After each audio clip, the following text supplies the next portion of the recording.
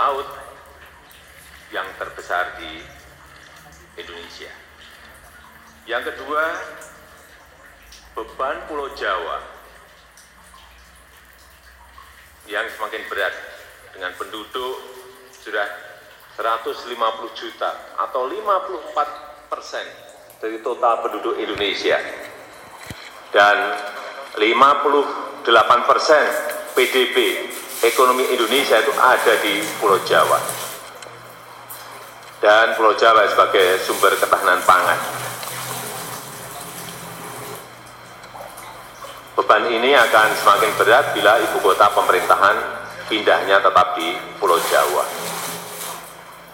Kemudian juga ada yang bertanya mengenai pendanaan.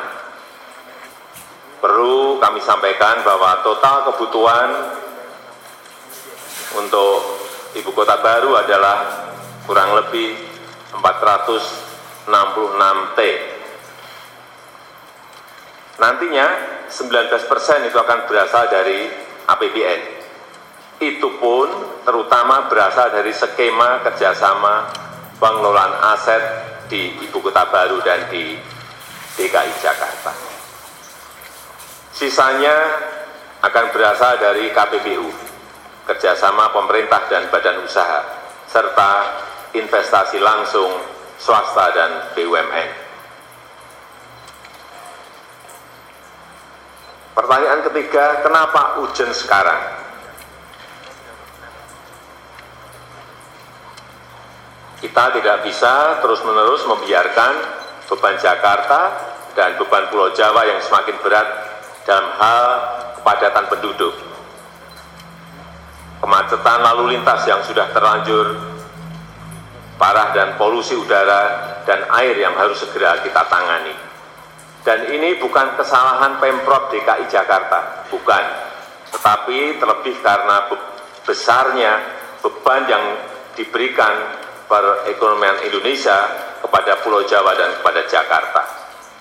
Kesenjangan ekonomi antara Jawa dan luar Jawa yang terus meningkat meskipun sejak 2001 sudah dilakukan otonomi daerah. Pemerintah telah melakukan kajian-kajian mendalam dan kita intensifkan studinya dalam 3 tahun terakhir ini. Hasil kajian-kajian tersebut menyimpulkan bahwa lokasi ibu kota baru yang paling ideal adalah di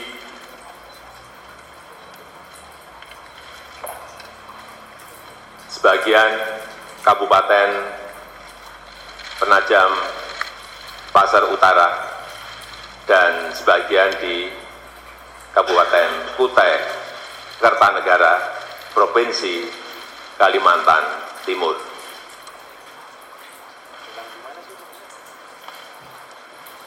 Kenapa di Kaltim?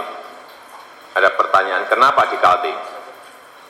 1, risiko bencana minimal, baik bencana banjir, gempa bumi, tsunami, kebakaran hutan, gunung berapi, dan tanah longsor. Yang kedua, lokasinya yang strategis, berada di tengah-tengah Indonesia. Yang ketiga, berdekatan dengan wilayah perkotaan yang sudah berkembang, yaitu Balikpapan dan Samarinda. Yang keempat, telah memiliki infrastruktur yang relatif lengkap. Dan yang kelima, telah tersedia lahan yang dikuasai pemerintah seluas 180.000 hektar. Pembangunan ibu kota baru ini bukan satu-satunya upaya pemerintah dalam mengurangi kesenjangan Pulau Jawa dan luar Jawa. Karena selain itu pemerintah juga akan membangun industrialisasi di luar Jawa berbasis hilirisasi sumber daya alam. Dan Jakarta akan tetap menjadi prioritas pembangunan dan terus dikembangkan menjadi kota bisnis, kota keuangan, pusat perdagangan, dan pusat jasa berskala regional dan global. Dan rencana Pemprov DKI Jakarta untuk melakukan urban regeneration yang dianggarkan sebesar 571 triliun tetap terus dijalankan dan pembahasannya sudah pada level teknis dan siap dieksekusi. Saya paham bahwa pemindahan ibu kota negara ini termasuk lokasinya membutuhkan dukungan dan persetujuan DPR. Oleh sebab itu tadi pagi saya sudah